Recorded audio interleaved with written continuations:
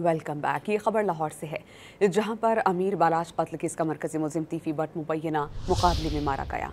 ख्वाजा तारिफ गुलशन उर्फ तीफी बट को दुबई से गिरफ्तार करके पाकिस्तान वापस लाया गया था। पुलिस के मुताबिक मुलजिम को रहीम यार खान के करीब साथियों ने हमला करके छुड़वा लिया। ताक़ुब करने पर फायरिंग का तबादला हुआ, जिसमें इश्तिहारी ख्वाजा तारिफ गुलशन उर्फ तीफी बट हलाक हो गया। ये खबर लाहौर से है, जहां पर अमीर बालाज कत्ल केस का मरकजी मुलजिम तीफी बट मुबैना मुकाबले में मारा गया।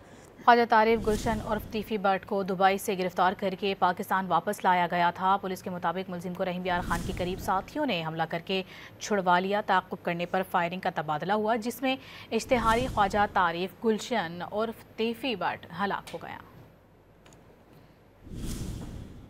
ये खबर लाहौर से है, जहां पर अमीर बालाज कत्ल केस का मरकजी मुलजिम तीफी बट मुबैना मुकाबले में मारा गया।